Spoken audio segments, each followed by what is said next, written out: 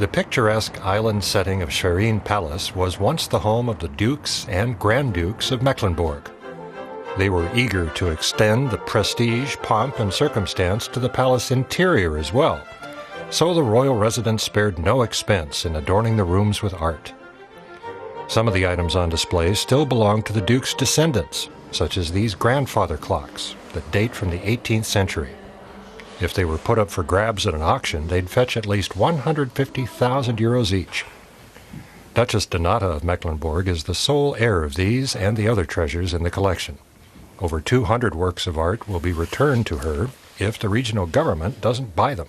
The collection is a very important tourism magnet that will benefit the state if it stays here. But as has been made clear for years, some items will remain with the family as mementos. The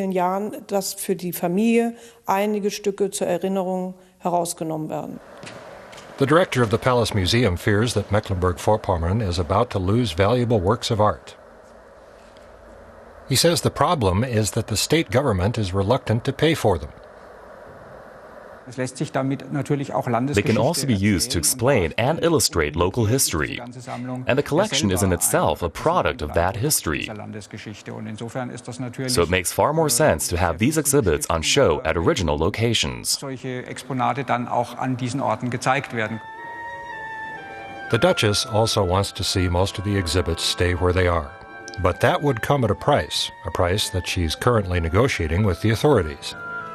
That price is likely to range between 8 and 9 million euros. The Cultural Department had 20 years to reach an agreement with the Duchess. The negotiations are difficult, but the minister has already expressed his willingness to continue them. We are currently preparing a further round of talks, the second phase, if you like. Nearby is the Ludwigslust Palace, the Versailles of the North, as it's also known. The palace is home to the majority of the collection items. And the talks must succeed. The East Wing is currently undergoing a 12 million euro restoration.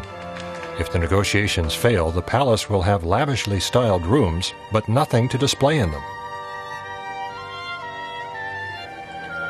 The Duchess's case is far from unique. Many other museums in eastern Germany are struggling to keep their collections.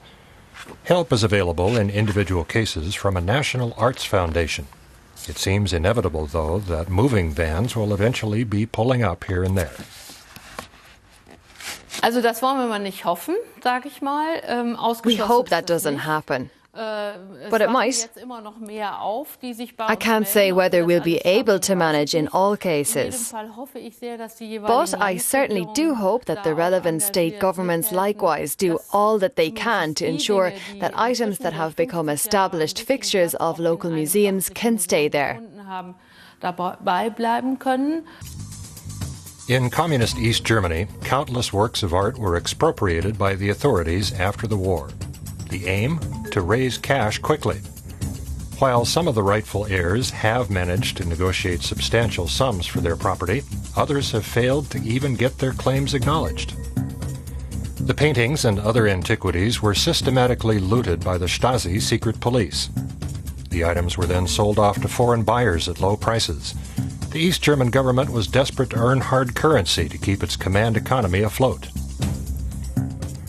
Uli Bischoff is an attorney who represents claimants of lost works of art.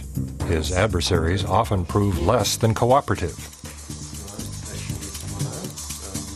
He has to fight tooth and nail for every picture and every piece of porcelain.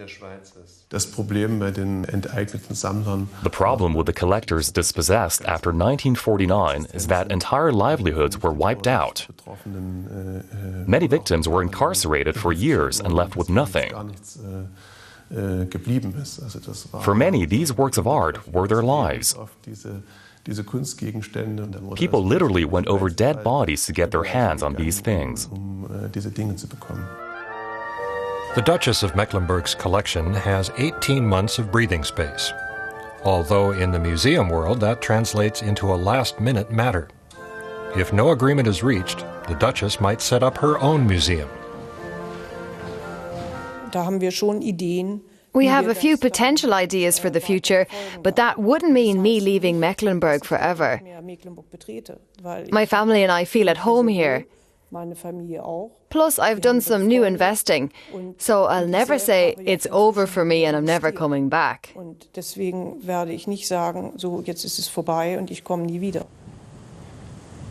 If it turns out that museums like Ludwigslust will have nothing left to exhibit, Mecklenburg-Vorpommern will definitely be the poorer for it.